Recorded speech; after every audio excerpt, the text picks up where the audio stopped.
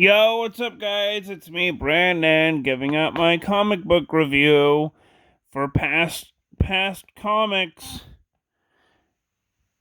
Well, the first one is going to be Justice Society of America, the Kingdom Come Special, The Kingdom. I really like this comic book. I really like it because, well, we can all tell that this painting is a more realistic pastiche drawn by the great Alex Ross.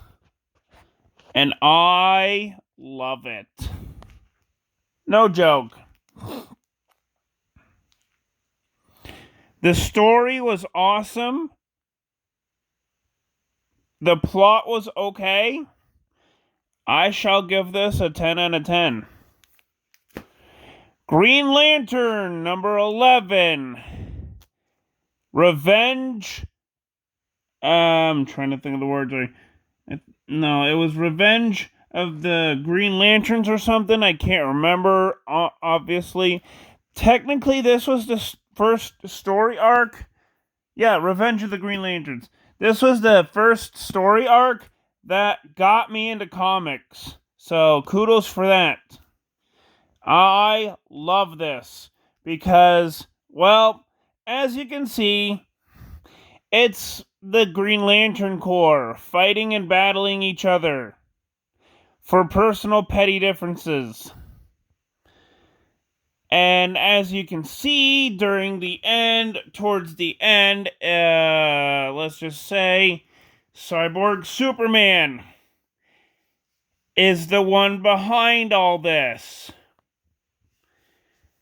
Yeah. Although, to be fair, this was the best story arc I have read, and this, number 12, was the first Green Lantern and the first DC Comics I ever owned. And that, number 12, for 1 year later, with Cyborg Superman holding the Green Lantern rings in his fist, his fingers, really kind of sold me on moving from Marvel to DC. So, yeah, that is a big win. Because, let's face it, I was really tired of Marvel doing two ways. One comic book line for kids and one comic book line for, adults. This was what got me into reading more mature, more grounded story arcs. And I'm saying this in general.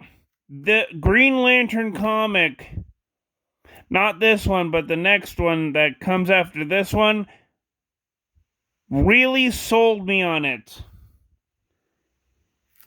Really sold me on the fact that the story was grounded.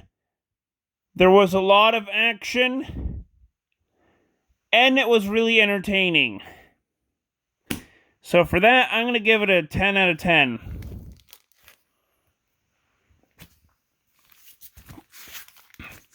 Oh, and same thing for this one. 10 out of 10. Ooh, Green Lantern number 9. I loved it. No joke. This is where Batman becomes Green Lantern in the main DC continuity. I don't think there was any other time, besides The Darkest Night, that he was a Green Lantern in the main continuity. If you're a Batman fan, you need to buy this book. Whether if it's at a collectible store or online, you need to buy this book. You need to read it. It's freaking awesome. 10 out of 10.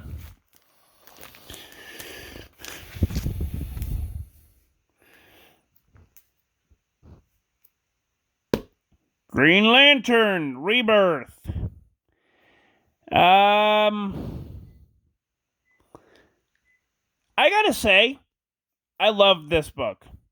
This book was pretty awesome.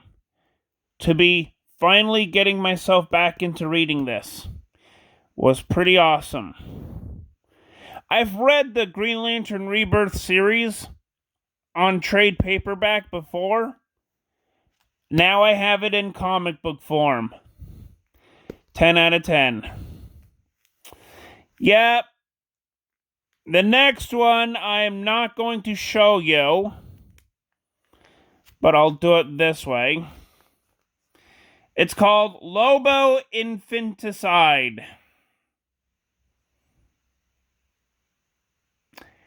This is the comic book where Lobo literally kills, well, his offspring. Yeah. That. I will not be showing the rest of that cover, because I don't want YouTube to be on my butt about this. Because of, oh, it's offensive. Ooh. Pfft. Let's just say the art was really good. The story was really good. And that's all you need to know. 10 out of 10. Yeah, I'm going to do the same thing for this one here. I'm not going to be showing the cover, like the legit cover. Only the title and the issue number. That's it. Why? Well, Lobo turns into a woman. But not the way that liberals will tend to think. Here's what I'm saying. Lobo actually died. Before he got his healing factor, he actually died. And on one of those trips when he returned back to Earth,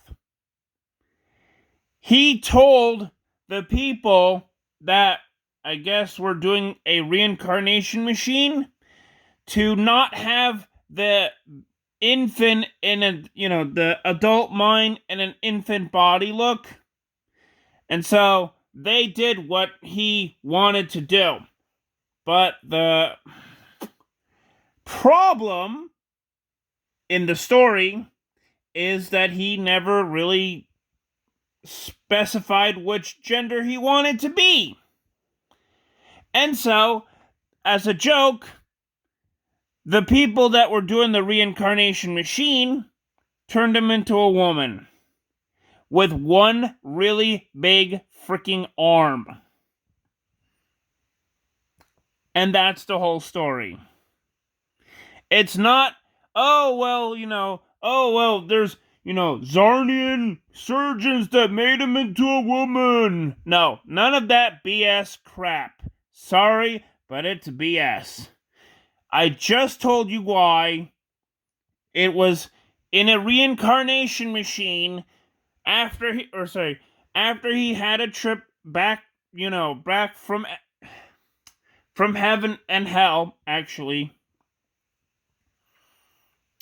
And yeah, that's basically it right there.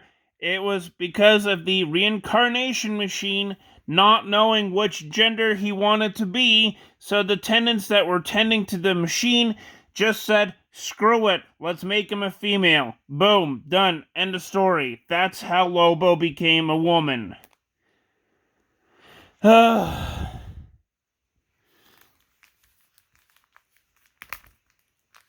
Anywho, it's time for a crisis. It's time for Crisis on Infinite Earths, the comic book series. Now, when I read this, I actually read it in a trade paperback. I was pretty astounded that the first issue basically is the same as the trade paperback version. No minor details changed whatsoever, and I am happy. And I will give this a 10 out of 10. Conqueror of the Barren Earth, number 4. I loved it.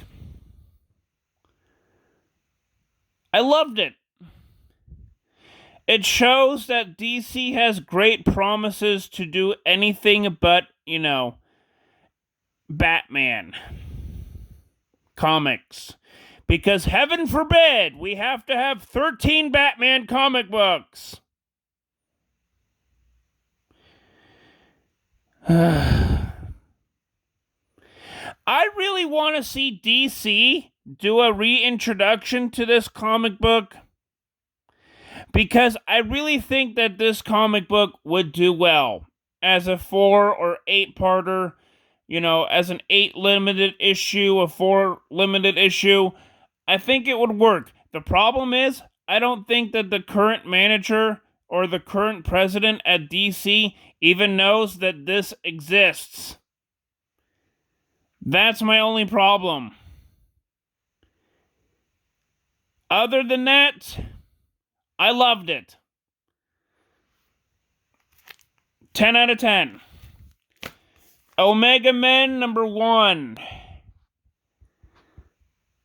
Well, I loved it. It was nothing short of amazing. It was, how should I say this? Pretty exquisite. The colors, the details, everything was pretty exquisite. 10 out of 10. Firestorm, the Nuclear Man, number 30. I honestly think that this artwork is one of the best artworks I have seen in DC Comics in a really long time. The shadowing, the light, it all connects really well.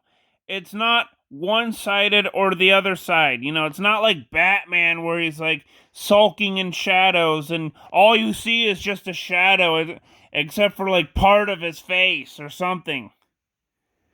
No, this really works out well. It's well balanced. It's well drawn. You can see the pecs, the legs, the pelvis, the arms. You can actually see that he's wearing clothes.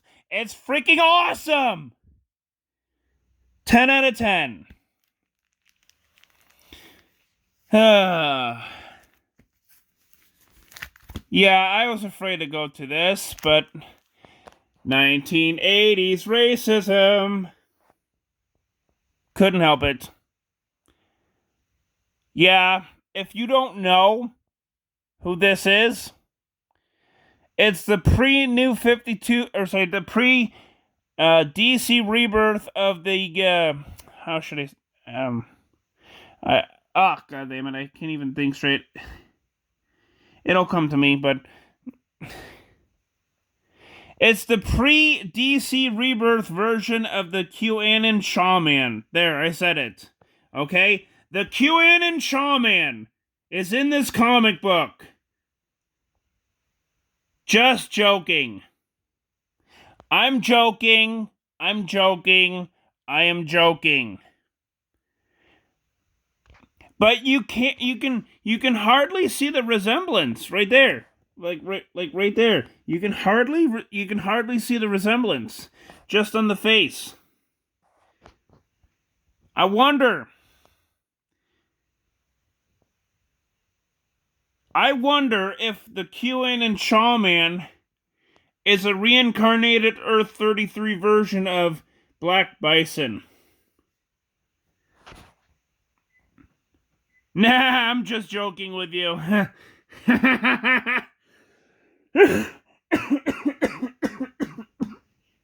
Nah, I'm just joking with you. I'm joking, but still, this is awesome. But yeah, 1980s racism. Well, I had to say that because a police officer in the book referred to him as the offensive word for a Native American. I am not going to say it. If you see Peter Pan, the Disney adaptation of Peter Pan, you'll know what I'm talking about. That's what I will say. You know, the Disney film adaptation of Peter Pan. Yeah, that's all I'm going to say. And that reference is in this comic.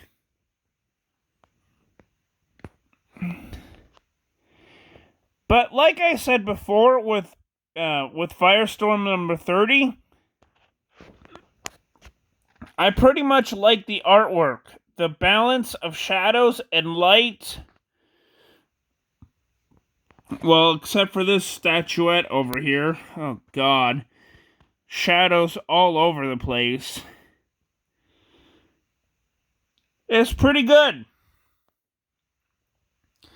It's pretty good.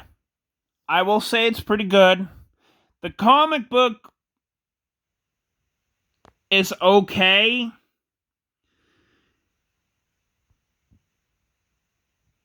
But the reason I'm reading these past comic books is because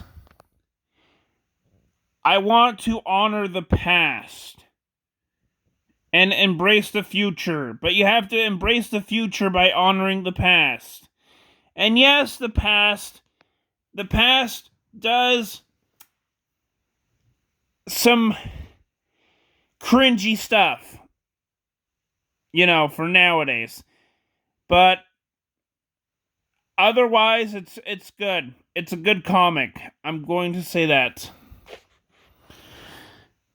What I'm trying to say is I like to read the comic books that came from the past so that if there's anything, you know, that's racist towards a certain group of people, then, you know, then that can inspire future generations of people to be, you know, much more aware of that word or that gesture or, you know, basically anything that's considered racist. You know, so that it can inspire new people to be like, oh, I can see where that word is coming from, therefore I'm not going to use it. So, that's why I'm reading past comic books, you know, nowadays, so that I can honor the past and embrace the future. And by embracing the future, you know, you have to, you know, you have to make amends with the past and not be offended by, you know, words that have been said in the past. That's what I'm trying to say. And when I'm talking about the police officer in this comic book, that's what I'm trying to say, is that, you know, even though he said a racist word that's considered racist, you know, nowadays, in the 1980s, it really wasn't that, you know, that much of a huge problem, is basically what I'm trying to say. It wasn't that big of a huge problem because nobody was not even aware of the word that it was originating from. And so to embrace the future, we have to go ahead and, you know, be much more aware and be thoughtful of where certain words come from and how it affects certain groups of people. There, I'm going to stop it right there. But yeah, this comic book was nothing short of fantastic. It explains who Firestorm is. It explains who Black Bison is. It explains how Firestorm's powers actually work. And I'm going to give this a 10 out of 10. Because this was nothing short of amazing, even though the officer was saying something sort of racism. But you know what? It was the 1980s. I as a personal individual reader that doesn't get offended by, a certain word in this comic book because it really doesn't hurt me, I can go ahead and give this a 10 out of 10. Because it made me a little bit more aware of what was happening and what was going on in the 1980s. And to honor this, I will give it a 10 out of 10. So, yeah, that's all that I have left. Stay tuned for the next video on Chalicious Nerd Margarine. And I will be signing out. Peace. Like and subscribe. That would be awesome. And I will see you guys in the next video.